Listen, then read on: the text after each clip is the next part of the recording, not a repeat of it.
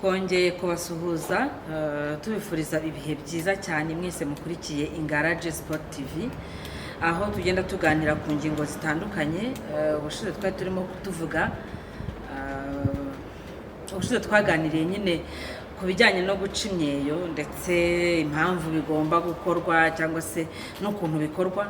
Ndatekereza ko uyu munsi tugomba guhindura, abantu batazagira ngo hari niko kazi gusa, nta kindi tugira, dukora n'ibindi byinshi bitandukanye. Ubwo rero nabahaga ikiganiro ku bijyanye no guca imyeyo n'ukuntu bikorwa n'impamvu bikorwa n'akamaro kabyo. Hari umushuti watubwiye ati mutubabarire muvuge no ku bagabo. Birumvikana ko impamvu bavuga ati muvuge no ku bagabo ni uko nyine nabo ni ukuvuga ngo niba tugomba gutunganya ingoma kugira ngo zibe zimeze neza, zibashe gutanga ijwi ryiza, ingoma birumvikana ko zivuga, ingoma zibashe kuvuzwa neza, ntabwo wabikora byonyine utitaye no ku bakaraza bazo kugira ngo nabo bazivuze bafite imirishyo myiza cyangwa se bafite n'ubuzima bwiza mu bijyanye n'imitekerereze. Byose nababwiye ko bigenda bifatanyiriza hamwe kutugirira neza. Mbere y'uko rero ninjira kuri iki kintu kijyanye n'abagabo, uburyo igitsina cy'umugabo kigomba kuba kimeze, mwambajije ibibazo byinshi urebye, ariko nabateguriye cyane ku bijyanye n'uburyo wakwifashisha cyangwa se n'uburyo bwo kucyongera. Bamwe banibaza ibibazo byinshi bavuga bati ariko se ubundi ni izihe mpamvu zishobora guteza igitsina cy'umugabo kuba gitoya? Ahangaha ndaza kwibanda cyane ku bantu bakuru kuko nibo babimbajije, ahubwo ubutaha nabaha n'ikindi kiganiro ku kuntu umubyeyi yaba uw'umugabo cyangwa se umugore yafasha umwana we kuzagira igitsina kinini. Icyo nacyo ni ikiganiro mbararikiye,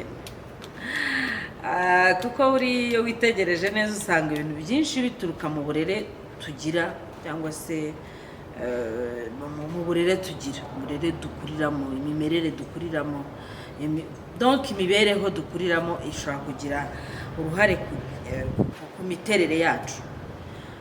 Wenda akangaka reka ngasobanuraho gato cyane kugira ngo ninza muri icyo kiganiro, ninza kuri iyo topic abantu bazumve n'impamvu yayo. Urugero nk'iyo barimo kutubwira bati abana b'abakobwa b'imyaka 14 kuzamura bari mu gihe nyine cy'ubugimbi n'ubwangavu, ntabwo bakwiriye gufata za regime cyane zituma bagira ngo bafata ngo baba mamaneke cyangwa se ko bya bindi nyine bya wumva, cyangwa se ngo bagire amafunguro amwe namwe badafata ku mpamvu zitandukanye, kuko bagomba no kugira imirire donc bagomba kugaburirwa mu buryo bubategurira kuzaba abagore bazima, kuzaba abagore bazizihira urugo, atari ukugenda ngo arye nanone by'umurengera, byibuhe by'umurengera, kuko hari izo bita obesite cyangwa se malnutrition positive, uvuga umuntu akarya nyine kuko ibiryo bihari ugasanga yagize umubyibuho w'indengarugero, cyangwa se undi nawe ugasanga nyine afite umubiri mwiza wakagombye, bimwe abantu benshi sishima ko umuntu afite akabiri keza, nanutse, taille fine, taille française, ariko ukaza gusanga bishobora kugira impact ku buryo azabyara. Ni ukuvuga rero ngo uyu muntu wagize iyo mirire ituma twe tumubona tukabona ko ni mwiza, wenda bakoresha n'imvugo zitandukanye bakavuga ngo ni akamisi. Uyu muntu turi gushimagiza ko ari akamisi, anytime aba ashobora kugira gutya, asamye, atwise, ugasanga hari ibituzuye muri we biza kumufasha gutanga ubuzima. Ubwo nagira ngo nsasire ku bijyanye no gufasha umwana wawe kuba yazagira igitsina cyiza, cyangwa se niba w'umuhungu cyane cyane, kuko urumva w'umukobwa niba tuvuga ko ashobora kuzagira ibibazo byatuma atabyara neza cyangwa se adatanga ubuzima neza, birumvikana ko n'umuhungu nawe muri cya gihe cy'ubwangavu, cya gihe cy'ubugimbi, ubwangavu ni ku bakobwa, muri cya gihe cy'ubugimbi, muri cya gihe bita pleine croissance, ashobora kutabona imirire ihagije, bikaba byagira impact ku buzima bwe bw'imyororokere. Ubwo kwari kugira ngo nyine icyo kiganiro nitugikora nitwinjira mu mpamvu neza nyirizina, ndetse tunabereka n'uburyo mwafasha abana banyu, muzabe mufiteho akantu ko mwabyumvise. Kandi mukomeze gukurikirana nyine iyi channel yacu, mukomeze gukanda subscribe, abonnez-vous à notre chaîne, kugira ngo mugende mubona byinshi tugenda dushyiraho nyine bijye bibageraho ako kanya, kajye gahita kakugeraho. Ntukazajya utegereza kujya gushakisha Ingaraje Sport TV, ahubwo ujye bikigeraho warakanze n'akazogera kariya karing, hanyuma bijye bihita bikugeraho. Ni bell kariya kazogera nyine kakandeho.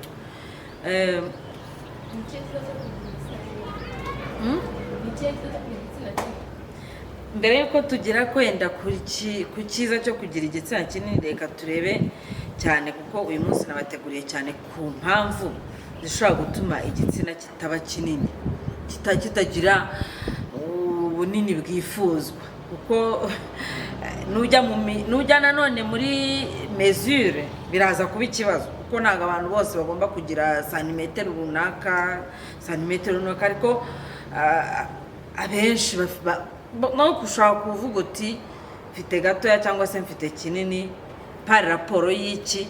Icyo nacyo ni ikindi kibazo, kuko kugira ngo ujye kwemeza yuko umuntu afite igitsina gitoya wakagombye kuba ufite icyo ubigereranya nacyo. Njye niko mbyumva, numva ko nta mpamvu yo kugira ngo umuntu ahite yiyemeza ngo mfite gitoya cyangwa se mfite kinini. Byaterwa n'icyo urimo kukigereranya nacyo. Ariko nanone hari ibindi bishoboka, kuba wari usanzwe ufite kinini ukisanga kirimo kugenda kigabanuka kiba gitoya. Ibyo ngibyo rero bituruka ku bintu bitandukanye nanabateguriye.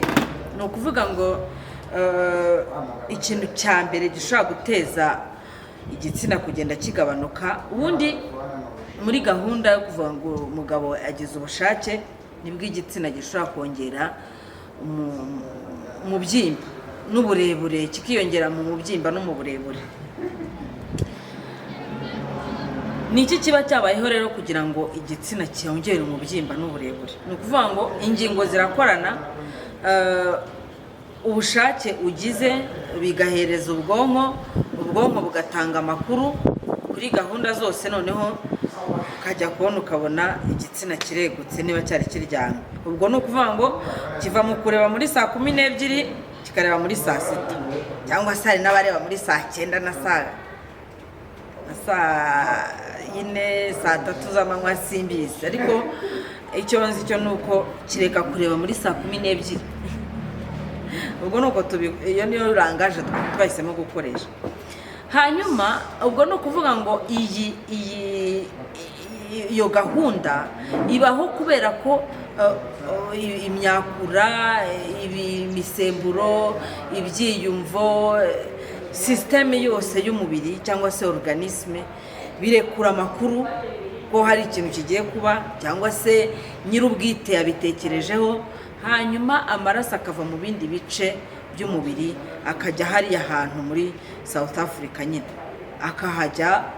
Hanyuma ikimenyetso cya mbere kigaragaza ko ibyo bintu byabaye ni ukuvuga ngo igitsina kireguka kikava muri saa 12 kikareba saa 6. Ariko si ku bantu batekereza kuri sexe gusa, ahubwo buriya n'ababyeyi bakiri ababyeyi basobanutse cyangwa se bakuze cyangwa se bazi neza nyine uko umubiri w'umugabo ugomba gukora. Umwana ukivuka akimara kuvuka ari hariya ari agahinja k'iminsi ngahe, yewe n'uwo munsi yavutse, ahubwo burya abaganga bazi kubipima.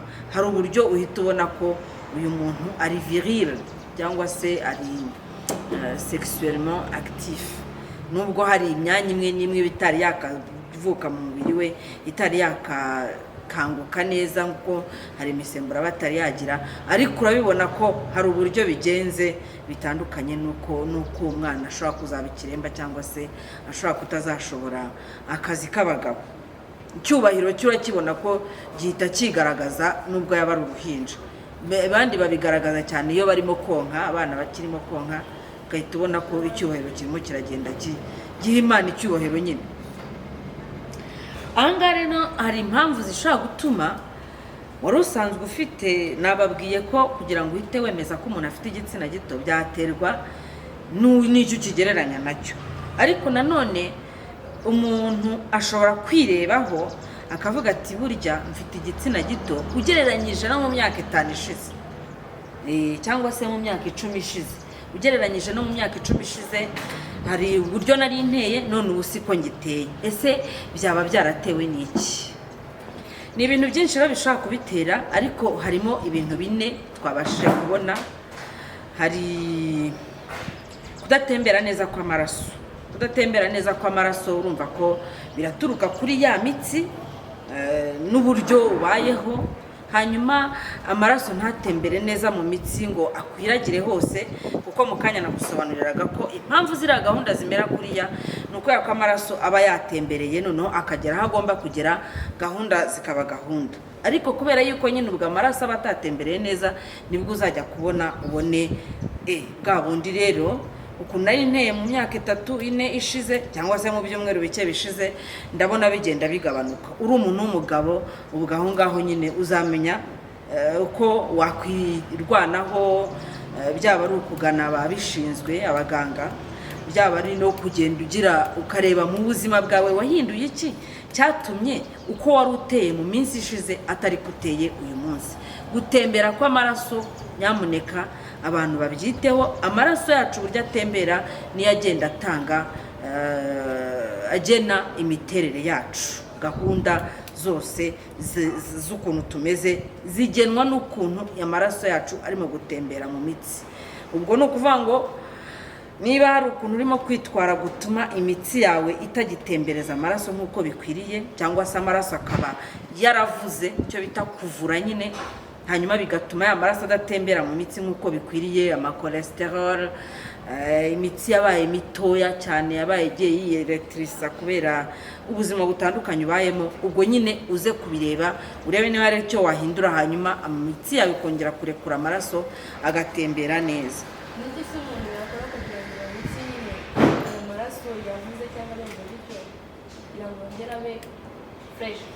Icyambere ni imyitozo ngororamubiri.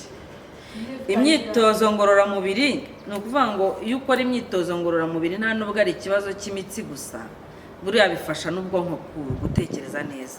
Icya kabiri nyine ni uguhindura imirire, ukagabanya cyane ibintu by'inyama zitukura, amata arimo amavuta menshi, amavuta n'ibinure bidasobanutse, amasukari, hanyuma ukongera imboga, ukongera amazi n'igihe uyanywera, hanyuma nyine ukagabanya ibisindisha byinshi, nabyo biri mu bituma bishobora kwadukira iyi mitsi, amaraso ntabashe gutembera neza. Indi mpamvu rero twavuzeho mu mpamvu zishobora gutuma umuntu adakomeza kugira ubunini bw'igitsina yari asanganywe, ni iyo bita imisemburo ya testosterone.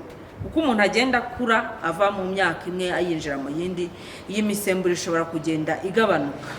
Ariko rero ubwo nyine kugira ngo twe kubitindaho cyane, ni ibyiza nuko mu gihe urimo kugenda winjira mu myaka yo hejuru, ugomba gukomeza gukora imyitozo ngororamubiri kugira ngo iyi misemburo ibashe gukorwa neza, ari nako wita ku mirire yawe, ari nako wita no ku mitekerereze yawe, kuko hariya hano twinjira mu buzima bw'ibigaragara ariko tukajya no mu buzima bw'ibitagaragara. Imitekerereze yawe, ibyo wizera, ibyo wiringira, na ya disipurine nyine abantu benshi basabwa kugira. Ikindi gishobora gufasha gutuma ubunini bw'igitsina cyawe bugabanuka ugereranyije n'ukuntu mbere byari bimeze, ni uburwayi bushobora gufata imitsi. Ariko iyi mitsi noneho itandukanye n'iyo mu kanya twavugagaho, gutembera neza kw'amaraso ava mu bice bitandukanye. Noneho iyi mitsi noneho akaba ari icyo bita atrophy penile. igenda imanuka, imitsi igenda igabanuka, igenda igabanya ubunini, igenda igabanya ubunini bwayo nyine mu bijyanye no gutembereza amaraso. Noneho uko igenda igabanuka, igabanya ubunini bwayo mu gutembereza amaraso, bikaza guteza nyine cya kibazo cyiza gutuma nyine gahunda zitaba gahunda. Hanyuma rero ibingibi nabyo bishobora guturuka no ku mubyibuho ukabije. Mu kanya nabivugaga, umubyibuho ukabije ushobora guteza iki kibazo kigakomera ndetse kikaba kinini cyane, kikaba kirekire pe, kubera ko amatisu,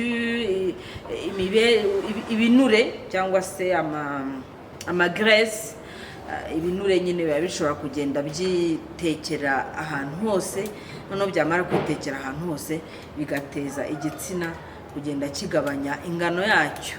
Ibyo rero bivuze ko abantu bagomba kwirinda kurusha ibirindwa byose, kwirinda ikintu cyose gituma uva muri eta runaka ukajya mu yindi.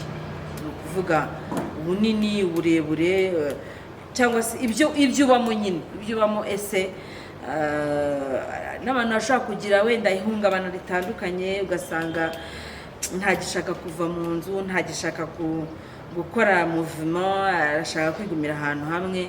Ikoranabuhanga naryo rikaza rikabigiramo uruhare, buri kantu kose uba ushobora kukabona wibereye iwawe.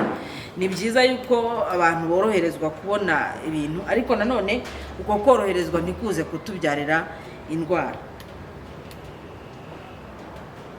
Iki kiganiro rero urebye twagisoreza ahangaha.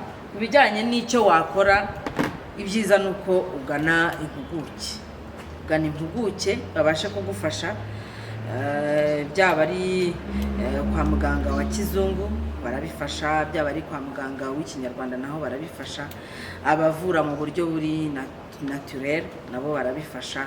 Byose ushobora kugenda ukora ku buryo wirwanaho nyine ukarinda ubuzima bwawe. Twebwe rero iyi ngiyi wakurikiraga ni Ingara G-Sport TV, ariko tukaba dukorera muri Ingara Creative Arts. Ingara Creative Arts rero dukorera hano Kacyiru iruhande rwa gare. Watugana twaganira ndetse twabafasha mu buryo butandukanye. Twebwe icyo dukora, tuvanga ibirungo abantu bakabona ubuzima buri naturel, ubuzima butari ubuzima budaturutse cyane cyane ku miti. Iyi miti usanga ikorewe mu nganda cyangwa ibiki, ahubwo bya bindi urya buri munsi, za tangawizi, ya majyane icyayi, ya mavuta wisiga, yandi utekesha, nibyo dukora twebwe. Ushobora rero kutugana ukavuga uti ni iki nakoresha noneho mu bijyanye n'imirire kizamfasha iyo mitsi amaraso akajya atembera neza. Watugana, ni kuri gare ya Kacyiru niho dukorera. Iruhande rwayo dukorera mu nzu ihari ikurikiranye n'indi badoderamo, ariko dufite na nimero ya telefone ni 0782350667. Igihe cyose wakumva ufite ikibazo watubaza, n'hésitez pas à mettre le commentaire en dessous de la page. Hano munsi hano